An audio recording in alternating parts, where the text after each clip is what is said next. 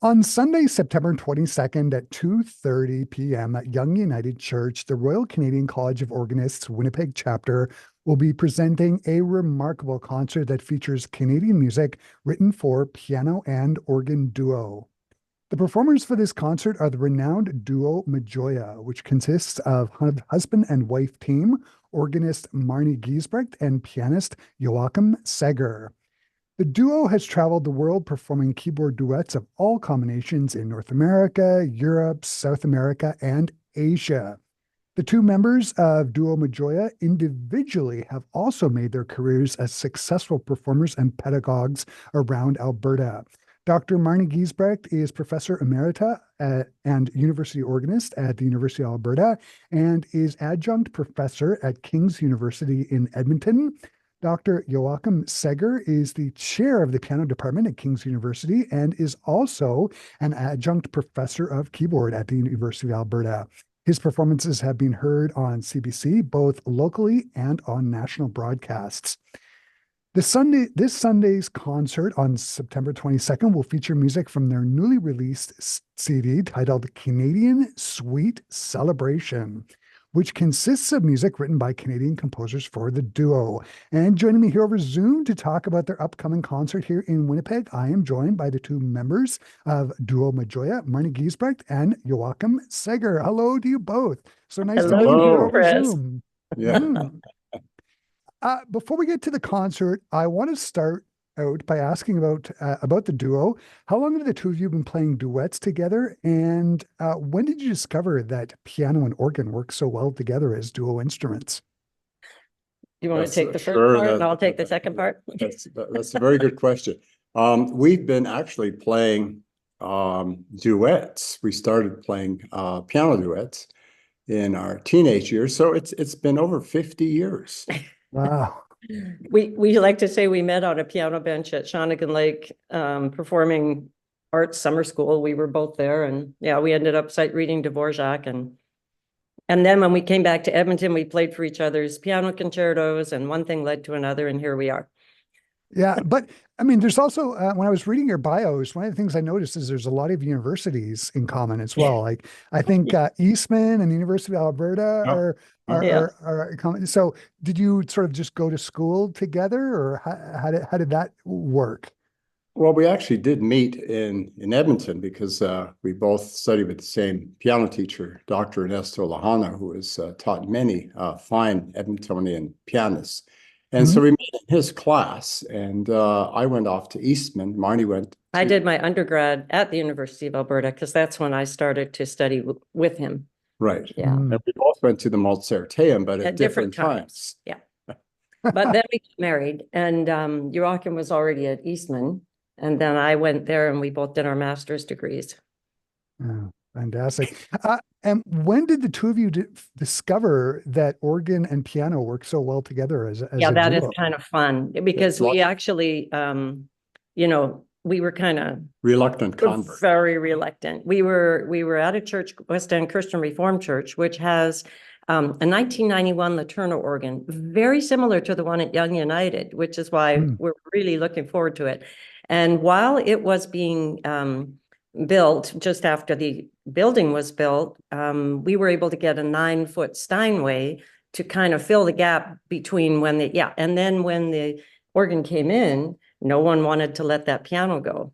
And so we did not play the two instruments together right away. People kept asking, would you please play the instruments together? And the only thing we knew about organ and piano was when it was played badly sometimes in evangelical services where the pianist was on the piano, the organist was on the organ, and they were playing exactly the same thing, and it just didn't sound very good. Yeah, so we resisted until we had a concert we were playing, and we needed a little bit extra music on it. And then I think Joachim, you said, look, why don't we just take this Peer Gynt suite? We've played it piano 4 hands. Let's just see if we can arrange it. And we took turns, taking turns piano and organ on the different parts. And then when we were done, we're like, actually, this is really good. Actually, you're almost right. Oh, almost. We started off with opera,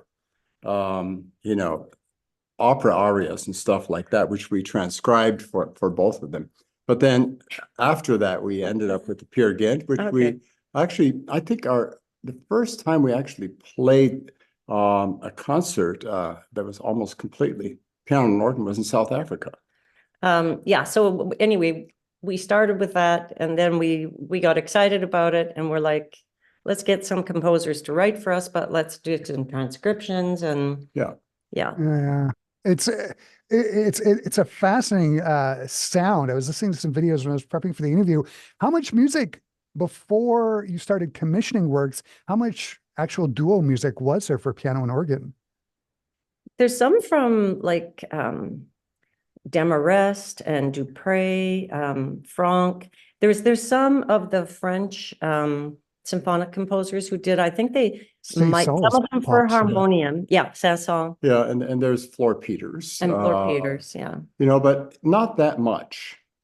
And one can understand that because it's not. I mean, where do you find an organ and piano in proximity to each other? Right. Especially 100 years ago, especially in Catholic cathedrals where the organ's up in the loft, the piano's down somewhere. Yeah, they were more chamber works for. Yeah. One of the things that pops in my mind when I think of the pairing of piano and organ is there's obvious balance issues. I mean, organ not drowning out the piano, soft entrances on piano being heard through the organ texture. But one of the other things I wonder about is the delay aspect. Like, Joachim, are you ever finding yourself like you know what I mean? With organ, there's always that little bit of delay. How do you adapt to that? Well, it's actually harder to play an organ duet on the same bench than it is to play organ and piano because the piano's action is so quick. Right. As soon as I hear the organ, I can immediately press the key so that there's virtually no delay at all. That is such an interesting question, though, Chris, because I always think it's on the organ that I have to be the one to adapt so that my sound comes at the same time as his. Right. And actually, in a very live environment, but once it is a little bit later, there's no question. Oh yeah. But once you start, you're good. Yeah. You're fine. Oh yeah. I mean, we've had situations where we played organ duet concerts and you know, the day before the concert, nothing was together. We thought, oh, how's this ever going to work? And you sleep on it, and the next day everything's fine. It just clicks in. The duo Majoya, you have commissioned a number of works from composers for the duo. Can you talk us through that process? What does that look like? And do you ever get any pushback from composers about, is there any wariness from the composers about writing for such a combination? Yeah, there has been in the past. And, you know, one of the things we say to them is, well, pianos play with an orchestra. That's not much different. And organs play with an orchestra. So why couldn't an organ play with a piano and a piano? If you kind of think about that mixture of sounds like that, and that seems to really get the wheels turning. And I think the other thing was that probably Denny Bedard's first suite, the one in 1999, was just such an appealing and popular sounding piece that it kind of took off, I would say. Yeah, and duet teams. People could see how this can work. Exactly. And duet teams all over the world, piano and organ duet teams, you know, love that piece and are playing it. And that's kind of exciting. So I think, you know, I think Denis did a great service for organ and piano through that. And it's such a great sound. I mean, there's so many colors that you can get with just the two instruments. The piano has this sort of melodic and percussive aspect, and the organ provides these wonderful thick textures and all the wonderful colors depending upon the stops. Yeah, it's really excellent. So the concert on Sunday, as I understand it, is going to consist of works from your fabulous CD called Canadian Sweet Celebration.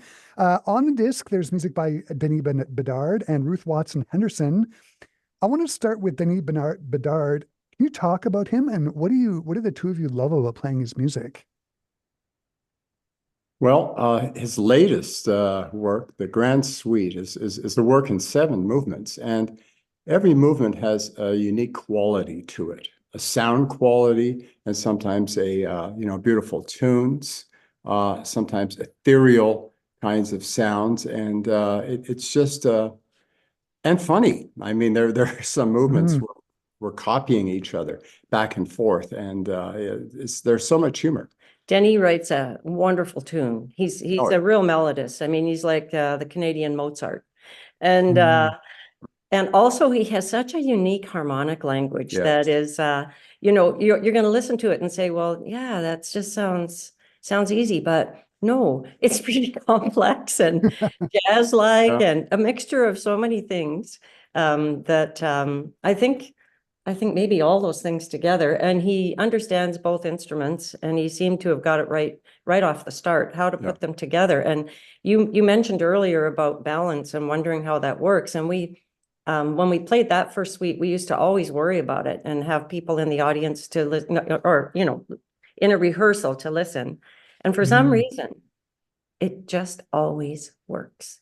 It Yeah. always works. When the organ plays short enough, the piano always cuts through. Yeah. When the piano plays short enough, the organ doesn't. I don't know. It Right. just And Marnie's right. And so much of it depends on acoustics as well.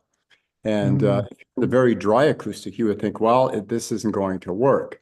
But sometimes it works just as well, but it's different. And so in the Windspear, for example, where we played last week, Marnie In used Edmonton, yeah. in Yeah. Edmonton, yes. Yeah. Marnie used many different color combinations on the organ in order to showcase the different sounds in that particular acoustic, which was very, very effective. Opposed to if you're in a very dry environment, you can get away with not doing that as much. Right. But I'm planning to use every color there is at Young. Oh, fantastic. Yeah, it's a great organ. So I know. On the disc, there's the duet suite by Denis Bedard and the grand suite. Are you going to be playing both on Sunday? And if so, can you talk about how the two suites contrast each other? Well, because the Grand Suite's newer, that's the one we're going to play. Okay. And then we're also ending the program with the Capriccio, Mhm. which is the opening work on the CD. But when we were planning the program here, we were advised, don't give away the whole disc, do some other stuff too. And so we thought, well, that's what we'll do, because it's kind of nice to introduce these other composers and get people. It's a bit of a teaser for when the next one comes out. Oh, And fantastic. actually, those pieces by Zachary Wadsworth and Carrie Ratcliffe are really awesome. Excellent. Yeah, that's fantastic. There's also music on the disc by Ruth Watson Henderson. I know her through her beautiful choral works, but the suite for organ and piano, I was listening to it this morning. It's super effective.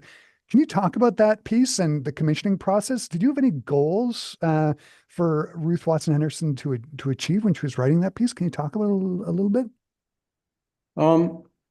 Well, when we first approached her, she was very excited about writing for the combination. And then I think she listened to one of our CDs. And, this suite grows on us every time we play it. And we just absolutely love it. It's a very different sound harmonically, as far as moods go, compared to anything else we play. It's got real magical qualities. Right. And Mhm. somehow in many places, Ruth is able to enhance the sound of the organ or extend the organ sound as if the organ had overtones like the piano. And so the piano would sneak in with an arpeggio to extend the tonal palette of whatever Marnie's playing at that time. And, Ruth is just a genius at how she works with color. But coming around to your question, we never kind of expect something from a composer, except that when we kind of talk with them, have a conversation with them, we know they're a wonderful composer. And so basically, we really just want to see what they might do with it. Because Mhm. like you expressed, like we just think there's the color and tonal possibilities are just so vast with the combination. Let's see what somebody else is going to think to do with it. And she's just amazing what she did. I mean, well, like you said, there's just a lot of color and Yeah. magic, Yeah. mystery. It works super well. So you're going to be doing the Denis Bedard and the Ruth Watson Henderson. Do you want to make mention of some of the other works that audiences can expect to hear on Sunday? Mhm. Yes, one work that we're really excited to play are two movements from Wind Riders that our friend Kerry Ratcliffe, when we were classmates at Eastman, wrote.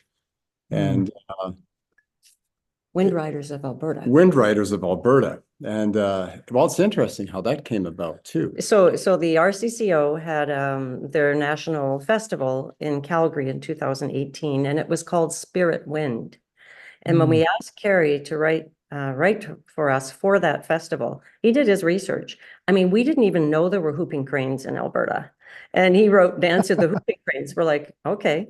And there's one called Dust Devils. We're like, okay, let's find out what that is. And the Clattering of Aspens is so cool. But anyway, he made these kind of nature pieces about wind riders in our province, which would be the same as the ones in Manitoba. Or very similar. Yeah. So there's the Wind Riders. Are there any other? You want to talk about any of the other works on the program? Yeah, Zachary Wadsworth wrote Sweet Long Lack, and we're playing two movements of that. And that was commissioned by a choir member at First Presbyterian, where we are music directors, in memory of his brother.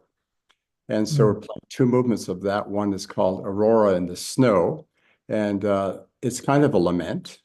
And at the same time, you have a musical representation of what sparkling stars would sound like. Yeah, and the Northern Lights. Northern like Lights. A fast palette, yeah. And then the second piece is Tarantella, which Black fly season. depicts black flies and swatting the black flies. And you can just, musically, you can just hear it all over the place. And it's really a lot of fun. So in a way, those four pieces together are a little bit of a nature set. Right. Yeah. Again, so it evokes nature in different ways. So it sounds like there's a very nature aspect to the program, and it's going to be really interesting to see how that works on piano and organ and how those two instruments sound. It's going to be fantastic. Marnie and Joachim, this has just been so great. I'm going to wrap up the conversation by asking, what do you hope audiences are going to take away, and what are you super excited about performing on Sunday? We're really just excited to play and have the audiences appreciate contemporary music, because all of the pieces that we are playing were written in the 21st century. And, they're all different. They're all beautiful, very accessible. And we think the audiences will, with some of them, they'll be whistling tunes. With other ones, they'll be, their imaginations will be enacted through the different sounds that they hear. And they're going to take away a lot of joy and a lot of deep emotional moments as well. There's a lot of just heart-touching music. We didn't even talk about The Last Rose of Summer, but if that doesn't bring a tear to people's eye, that'll be the first time. So, but what you said, Joachim, it's true. We if you tell people, oh, it's all Canadian and it's mostly 21st century, they're like, uh-oh, I might not want to go to this. But honestly, this music is so lovable. I think take a chance. They're gonna love it. They will. And for our Classic 107 listeners, I've listened to this CD and it is all accessible, totally tuneful, and just delightful. It's wonderful, wonderful music. Marnie and Joachim, this has just been fantastic. All the best on Sunday. I'm sure it's going to be just excellent. Thanks for taking the time to talk to me today. This has been wonderful. Thank you so much, Chris. Thank you, Chris. It's been wonderful to talk to you. Thank you. For our Classic 107 listeners, duo Majoya performs this Sunday, September the 22nd at 2:30 p.m. at Young United Church at 222 Furby Street. Admission is pay as you are able, so there is absolutely no reason not to take in what is sure to be a really memorable concert. For more details, go to classic107.com. I've embedded a direct link to the Royal Canadian College of Organists Winnipeg chapter's website in the article about the concert that you can find up at classic107.com. Marnie and Joachim, thanks again. Thank you.